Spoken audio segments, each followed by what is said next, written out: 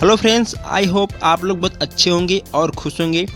दोस्तों, आप सबके लिए एक बहुत बड़ा गोल्डन चांस है।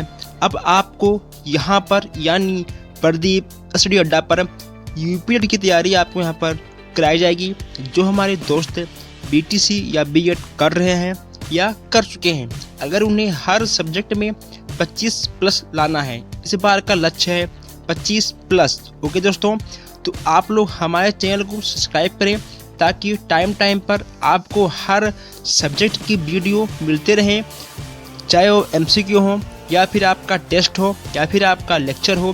दोस्तों, यहाँ पर आपको ओनली यूपीटेड। ओके दोस्तों, आप लोग हमारे चैनल को सब्सक्राइब करें और शेयर करें। Thank you. हाय फ्रेंड्स, कैसे आप लोग? स्वागत है आपका आपके चैनल प्रदीप स्टडी अड्डा में। दोस्तों, आपको पता है कि आपको यहाँ पर मैथ और साइंस के क्लास चल रहे हैं। मैथ और साइंस क्लास आपको यहाँ पर कंटिन्यू मिल रहे हैं। अब आपको मैथ और साइंस के साथ हिंदी भी यहाँ पर तो मिलेगा। दोस्तों, यहाँ पर हम आपको साइंस, मैथ और हिंदी के साथ साथ जितने भी आपके सब्जेक्ट हैं बीटीसी थर्ड सेमेस्टर के, सारे आपको यहाँ पर पढ़ाए जाएंगे। अभी केवल आपके चल रहे हैं थ्योरी क्लास, इसके बाद आपके टेस्ट भी होंगे और विकल्प जितने भी आपके आते हैं क्वेश्चन, सारे टाइप के आपको यहाँ पर टेस्ट कराए जाएंगे। दोस्तों, तो अधिक बात न करते हुए आइए हम लोग आज का क्लास स्टार्ट करते हैं। आज हम लोग पढ़ने वाले हैं दोस्तों हिंदी। ठीक है, हिंदी में दोस्तों देखिए, हिंदी में जो सबसे मोस्ट इम्पॉर्टेंट क्वेश्चन है, जो क्वेश्चन 100% आते हैं, ठीक है, जहाँ से क्वेश्चन आपके एग्जाम में डायरेक्ट उठा के पूछ ले जाते हैं, केवल हम लोग वही क्वेश्चन यहाँ पर पढ़ने वाले हैं। इसके बाद आपके 1 नंबर 2 नंबर और जो आपके विकल्प के भी क्वेश्चन आते हैं, हर चीज़ आपको यहाँ पर टेस्ट के माध्यम से बताए जाएंगे और समझाए जाएंगे। दोस्तों, आज हम लोग पढ़ने वाले हैं सबसे पहले शब्द और अर्थ। अगर बात करें शब्द की, तो अर्थ किससे निकलता है? शब्द से। ठीक है, अर्थ निकालने के लिए हमें शब्द का यूज़ करना पड़ता है और शब्द को बनाने के लिए हमें वर्णों का भी यूज़, ठीक है, करना पड़ता है। वर्ण के बाद शब्द और शब्द के बाद तब आपका आएगा अर्थ। ठीक है, देखिए दोस्तों, यहाँ पे आपका दिया गया है शब्द और अर्थ का एक निश्चित संबंध होता है। हमने भी आपको बताया कि शब्द और अर्थ का एक निश्चित संबंध होता है, क्योंकि शब्द से ही अर्थ बनता है और अर्थ आपका निकलेगा शब्द से। ठीक है, तो शब्द और अर्थ ये दोनों का एक निश्चित संबंध होता है। उसके साथ साथ अब क्या आपका शब्द और अर्थ का संबंध ऐच्छिक होता है। ठीक है, शब्द और अर्थ का संबंध आपका ऐच्छिक होता है। अगर आपसे एग्जाम में पूछ ले डायरेक्ट प्रश्न से कि शब्द और अर्थ के बारे में कुछ पॉइंट लिखिए, या फिर शब्द के बारे या फिर अर्थ के बारे में आप कुछ बताइए, तो आप बेहिचक लिख सकते हो कि शब्द और अर्थ का एक संबंध होता है। शब्द से ही अर्थ बनता है और अर्थ निकालने के लिए हमें शब्दों का यूज़ करना पड़ता है। दोस्तों, तो आप लोग इसे अपने मन से लिख सकते हो। अब आपका 1 नंबर का अगर क्वेश्चन है तो आपका 1 नंबर आपको मिल जाएगा। ठीक, चलिए हम लोग आगे बढ़ते हैं। नेक्स्ट आपका है शब्द भेद। ठीक है, देखिए, ध्वनियों के मेल से बने सार्थक वर्ण समुदाय को शब्द कहते हैं। शब्द भेद, देखिए, शब्द होता है एक सार्थक, एक होता है आपका, ठीक है, निरर्थक। सार्थक क्या होता है? जो हम बोल रहे हैं और जिसका अर्थ आप समझ पा रहे हो, ठीक है, वो सार्थक होता है। निरर्थक क्या होता है? जिस शब्द का, जिस ध्वनि का अर्थ ना निकले, वो होता है आपका निरर्थक। ठीक, सार्थक मीन्स जिसका अर्थ निकले, जिसका कोई अर्थ निकले, जैसे कि पानी हो गया, जल हो गया, ठीक है, और उसका अर्थ निकलता है। नीपा हो गया, नीपा क्या है? नीपा का, ठीक है, कोई अर्थ नहीं है, इसलिए वह सार्थक नहीं है। नीपा आपको हो जाएगा निरर्थक। ठीक, चलिए हम लोग आगे देखते हैं। दोस्तों, ये देखिए, अभी हमने आपको बताया और आपका यहाँ पर क्वेश्चन बन गया। शब्द 2 प्रकार के होते हैं, सार्थक और निरर्थक। जैसे कि पानी और उमा। ठीक है, पानी और उमा, ये तो आपका हो गया नाम। ठीक, ये आपका पानी हो गया, यानी आपका हो गया जल। ठीक, ये आपका ठीक हो गया नाम, यानी उमा। ठीक है, उमा एक नाम है, लेकिन यहाँ पर माऊ, ठीक है, माऊ ये कोई नाम नहीं है। ठीक है दोस्तों, ये हो गया आपका निरर्थक और नीपा, ठीक, पानी का नीपा, उमा का माऊ, ठीक है दोस्तों। तो ये आपके हो गए निरर्थक, सार्थक और निरर्थक। आपके एग्जाम में डायरेक्ट क्वेश्चन पूछे जाएंगे कि सार्थक क्या होता है या फिर निरर्थक क्या होता है। सार्थक के कुछ एग्जाम्पल दीजिए या फिर निरर्थक के कुछ एग्जाम्पल दीजिए। तो आपके सार्थक और निरर्थक से क्वेश्चन बनते हैं। और शब्द आपसे ये भी पूछ लेगा कि शब्द कितने प्रकार के होते हैं, ठीक, शब्द कितने प्रकार के होते हैं। तो आप क्या लिखोगे कि शब्द 2 प्रकार के होते हैं, एक सार्थक और एक निरर्थक, ठीक है दोस्तों। नेक्स्ट आपका है स्वतंत्र अभिव्यक्ति के प्रकार, ठीक है। तो इसके 3 प्रकार होते हैं, मौखिक, लिखित और नेक्स्ट आपका है सृजनात्मकता, ठीक है। तो मौखिक क्या होता है, देखिए अगर बात करें मौखिक के लाभ क्या क्या होते हैं, ठीक है, मौखिक के लाभ क्या क्या होते हैं, लिखित के लाभ क्या क्या होते हैं। अगर बात करें मौखिक की, तो मौखिक, ठीक, जब हम लोग मौखिक बात करते हैं तो कहीं ना कहीं हमारे लय, ठीक, लय, उतार चढ़ाव, ठीक है दोस्तों। जैसे कि मान लो आपका हो गया कविता या फिर कोई हो गया आपका, ठीक है, पोयम। जब हम लोग कोई गाना गाते हैं तो उसमें सुर ताल लय का यूज होता है, ठीक है। तो इसमें आपका उचित लय, उतार चढ़ाव और, ठीक है, एकदम स्पष्ट, ठीक है दोस्तों, इसमें आपका आता है मौखिक में। नेक्स्ट आपका लिखित, लिखित में आपका आ जाएगा शब्दों का चयन करना, क्रमबद्ध और वाक्य रचना दोस्तों। नेक्स्ट आपका है कल्पना और संवेदनशीलता। कल्पना, अगर मान लो आपसे बोल दिया जाए कि आप एक पेज गाय के ऊपर निबंध लिखिए, ठीक है। जब आप लिखोगे तो निबंध, तो निबंध कहीं ना कहीं आप सोच के लिखोगे, ठीक है, कल्पना करोगे जो चीज़ें आपने गाय के अंदर पाया है या फिर जो चीज़ें आपने महसूस किया होगा, ठीक है, वही चीज़ आप निबंध में लिख पाओगे, ठीक है। और नेक्स्ट आपका है निबंध के प्रकार, निबंध के भाग। निबंध के कितने भाग होते हैं दोस्तों, निबंध के 3 भाग होते हैं। कौन कौन से होते हैं, पहला आपको जाएगा प्रारंभ, मध्य और अंत, ठीक है। आप जब भी निबंध लिखते हो तो आपका प्रारंभ सबसे अच्छा होना चाहिए, ठीक, प्रारंभ आपका सबसे अच्छा होना चाहिए और जो बचा आपका नेक्स्ट मध्य, ठीक है, मध्य के बाद आपका जाएगा अंत, ठीक है दोस्तों। जब आपके एग्जाम में आपके एग्जामिनर कॉपी चेक करते हैं तो बस केवल आपके प्रारंभ में ध्यान देंगे और, ठीक है, अंत में। अगर आपने निबंध में प्रारंभ और, ठीक है, अंत अच्छे से लिखा है तो आपका 2 नंबर, ठीक है, मिल जाएगा, आपका 2 नंबर कहीं नहीं गया है। अब हम लोग बात करते हैं कि आपका इसमें से कितने नंबर बनते हैं। देखिए यहाँ से, ठीक है, आपकी बनते हैं 1 नंबर, ठीक है, यहाँ से बनते हैं आपके 1 नंबर और यहाँ से, ठीक है, आपके बनते हैं 1 नंबर। ओके दोस्तों, अगर बात करें इन तीनों की तो यहाँ से आपके बन जाते हैं, ठीक है, 2 नंबर, 2 2 4, ठीक है। यहाँ पर आपको 4 नंबर मिल सकते हैं, यानी मिलेंगे। 100% कहता हूँ, यहाँ से क्वेश्चन आपके जरूर फंसेंगे दोस्तों, ठीक है।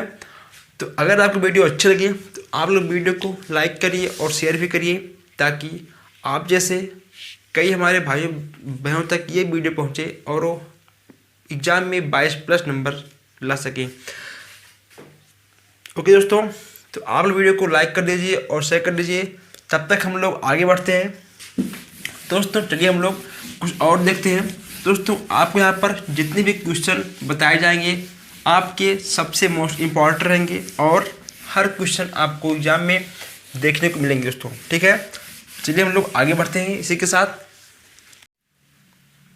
दोस्तों। नेक्स्ट आपका है क्रिया, ठीक है। क्रिया वे शब्द जिसमें किसी कार्य का होना या करना पाया जाता है क्रिया कहलाता है।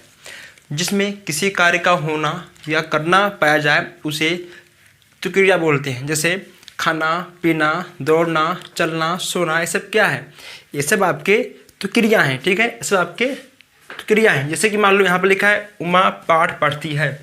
उमा क्या कर रही है, पढ़ रही है। उमा सो रही है, उमा तो खा रही है, उमा गा रही है। तो गाना, खाना, पीना, ठीक है, ये सब आपका आएगा क्रिया के अंतर्गत ही। ठीक है, उसके बाद आपका है धातु। ठीक, धातु देखिए दोस्तों, आपसे पूछ लेगा एग्जाम में कि क्रिया क्या है या फिर क्रिया तो किसे कहते हैं, तो आप कहोगे कि वे शब्द जिसमें किसी कार्य का होना या करना पाया जाए उसे क्रिया कहते हैं। जैसे कि आलोक सो रहा है, आलोक गाना गा रहा है। ठीक है, तो खाना पीना, सोना, चलना, दौड़ना, लिखना, ये सब आपके क्रिया हैं। पढ़ना भी आपका एक क्रिया है। ठीक है, नेक्स्ट आपका है धातु। किस क्रिया के रूप को धातु कहते हैं, क्रिया के रूप को धातु कहते हैं।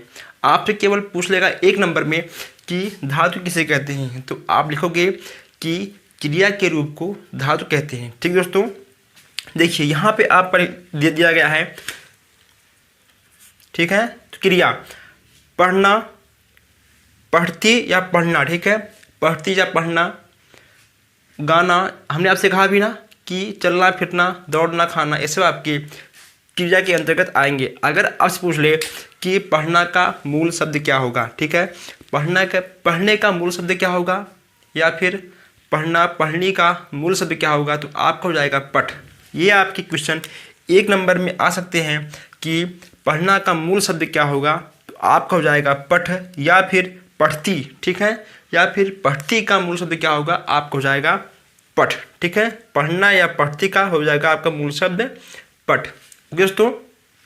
और अगर ठीक है बात यहाँ पर तो क्रिया की, क्रिया आपका एक विकारी शब्द होता है। आपसे आ जाएगा ऑप्शन में कि क्रिया विकारी होता है या अविकारी होता है या दोनों होता है या इनमें से कोई नहीं, तो आप क्या टिक मारोगे, क्रिया एक विकारी शब्द होता है। ठीक दोस्तों, चलिए हम लोग अब आगे बढ़ते हैं। क्रिया के दो भेद होते हैं, यहाँ पे लिखा गया है, देखिए यहाँ पे लिखा है क्रिया एक विकारी शब्द होता है। ठीक है, चलिए क्रिया के भेद, क्रिया के दो भेद होते हैं। कितने? दो। क्रिया के भेद कितने होते हैं? दो होते हैं। कौन कौन से होते हैं? आपका हो जाएगा आकर्मक क्रिया और साकर्मक क्रिया। आकर्मक और साकर्मक, यहाँ पे तो बहुत लंबा लिखा है। ठीक, यहाँ पे आपका बहुत लंबा लिखा है, लेकिन अगर आपको इसे शॉर्टकट में याद करना हो, समझना हो, तो कैसे होगा। देखिए आकर्मक, ठीक, आकर्मक जो कर्म पर ना पड़े, सीधा पड़े तो कर्ता पर। ठीक, आ तो कर्मक। ठीक है, आकर्मक यानी कर्म पर ना पड़ के आपका पड़े तो कर्ता पर। और यहाँ पे जस्ट आपका है साकर्मक। ठीक है, जो साकर्मक जो सीधा पड़े कर्म पर। ठीक है, आकर्मक और साकर्मक। देखिए आकर्मक क्रियाओं से कार्य का फल सीधा कर्ता में ही रहे। ठीक है, जैसे कि राम सो रहा है, राम क्या कर रहा है? राम सो रहा है। देखिए आकर्मक राम सो रहा है। ठीक है, देखिए राम सो रहा है। देखिए दोस्तों ये ठीक है, सीधा आ गया, इस पे क्या कर रहा है? आराम सो रहा है। ठीक, ये आ गया सीधा आपका तो कर्ता पर। आकर्मक कर्म पर ना पड़ के सीधा आपका पड़ जाए तो कर्ता पर। आकर्मक कर्म पर नहीं, कर्ता। ठीक है, आकर्मक कर्म नहीं, कर्ता। ठीक दोस्तों, फिर देखिए आकर्मक कर्म नहीं, कर्ता। ठीक है, देखिए राम सो रहा है, मेष खा रहा है। ठीक है, रानी गा रही है। ठीक है, ये सब आप क्या आएंगे? आकर्मक पर। रानी गा रही है, रानी लिख रही है। ठीक है, ये सब आप क्या आएंगे? सीधा आकर्मक पर। ठीक है, चलिए आगे बढ़ते हैं। नेक्स्ट आपका है साकर्मक क्रिया। ठीक है, साकर्मक क्रिया क्रियाओं के कार्य का फल कर्ता को छोड़कर काम यानी कर्म पर पड़े। जैसे कि राम पुस्तक पढ़ रहा है, राम पुस्तक पढ़ रहा है। ठीक दोस्तों, देखिए कर्म, राम पुस्तक पढ़ रहा है, राम का काम क्या है? पढ़ना। ठीक, राम दूध पी रहा है, आलोक दूध पी रहा है। तो क्या कर रहा है वो? ठीक है, दूध को पी रहा है, दूध नहीं पी रहा है। ठीक है, तो पीना उसका क्या हो गया? कार्य हो गया। ठीक, यानी कर्म। उसका कर्म क्या है? पढ़ना, चलना, बोलना, लिखना, पीना। देखिए आप लोग एक बार फिर से इसको समझ लीजिए। आकर्मक दोस्तों ये आपका ठीक है वेरी वेरी मोस्ट इम्पॉर्टेंट है। यहाँ से आपके क्वेश्चन 100% आ ही जाते हैं, ठीक है। अब आप लोग इसे अच्छे से एक बार फिर देख लीजिए। आकर्मक कर्म पर ना पड़े सीधा, पड़े आपका तो कर्ता पे। आकर्मक मतलब क्या, कर्म पर ना पड़े आपका, पड़े ठीक है तो कर्ता पर। फिर आपका है साकर्मक, ठीक। साकर्मक यानी साकर्मक जो पड़े आपका कर्म पर, साकर्मक पड़ेगा सीधा आपका कर्म पर, ठीक है। चलिए हम लोग आगे बढ़ते हैं। नेक्स्ट आपका है क्रियावाच की भेद। आपसे पूछ लेगा कि क्रियावाच, तो क्रियावाच के कितने भेद होते हैं, ये आपका आएगा क्वेश्चन ऑप्शन में 3, 5, 7 या 2, ठीक है। ऐसे आपसे आ जाएंगे ऑप्शनल में, और आपको लिखना होगा कि क्रियावाच के 3 भेद होते हैं। कितने होते हैं आपके, 3, ठीक है। 3 भेद आपके होते हैं। कौन कौन से होते हैं, कृतवाच, कर्मवाच और भाववाच। कृत कर्म भाव, कृत कर्म और भाव, कृतवाच, कर्मवाच और भाववाच। देखिए यहाँ से आपके क्वेश्चन बनेंगे 2 नंबर के दोस्तों, ठीक है। यहाँ से कृत कर्म भाव, यह आपका साकर्मक आकर्मक, आपका ये कृत कर्म और भाव, और देखिए यहाँ से आप क्रिया और धातु। दोस्तों आपके जितने क्वेश्चन हमने आपको अभी तक समझाया बताया है, सब क्वेश्चन कहीं ना कहीं एग्जाम में 100% 101% आने वाले हैं। और आप लोग वीडियो को शेयर करिए, वीडियो को लाइक करिए, और जो लोग नए हैं वो लोग चैनल को सब्सक्राइब करें। और जो लोग सब्सक्राइब कर चुके हैं वो ज़रूर अपने व्हाट्सएप ग्रुप में, एक ग्रुप में अवश्य हमारे वीडियो को शेयर करें, ताकि वीडियो अधिक से अधिक लोगों तक पहुंच सके और उन सबको भी इसका लाभ मिल सके। दोस्तों अगर आपको और कुछ पढ़ना हो, आगे कोई डाउट हो, तो आप बेहिचक कमेंट बॉक्स में लिखिए और हम आपके कमेंट का जवाब देंगे, ठीक है। चलिए तो पढ़ते हैं। तो कृतवाच, ठीक है, सॉरी कर्ता कर्म और भाव, ठीक है। तो कर्तावाच, जिस वाक्य में कर्ता का सीधा और प्रधान संबंध क्रिया पर पड़े, ठीक है। कृतवाच हो गया आपका, यह आपको हो जाएगा कर्मवाच, ठीक है। क्रिया के जिस रूप में कर्म की प्रधानता होती है, कर्मवाच, ठीक। देखिए कर्मवाच आपका होगा कर्म की प्रधानता, ठीक है। कृतवाच, जिस वाक्य में कर्ता का सीधा और प्रधान संबंध क्रिया पर पड़े। दोस्तों आप इसका स्क्रीनशॉट भी खींच सकते हो और इसे आप लोग बाद में याद भी कर सकते हो, और इसको आप लोग अपनी नोटबुक में नोट भी कर सकते हो। नेक्स्ट आपका है भाववाच्य, क्रिया के जिस रूप में भाव की प्रधानता हो वह भाववाच्य होता है। दोस्तों कर्म, देखिए कि कर्मवाच्य में कर्म की तो होगा आपका प्रधानता, ठीक है। भाववाच्य में आपका होगा भाव की होगी प्रधानता, ठीक है। तो कर्ता कर्म और भाव, ठीक है। कर्ता कर्म और भाव, इन तीनों में अपनी अपनी प्रधानता होती है दोस्तों, ठीक है। किसी को कोई डाउट, अगर आपको कोई भी डाउट हो तो आप लोग कमेंट बॉक्स में बेहिचक अपना कमेंट दीजिए। ओके दोस्तों।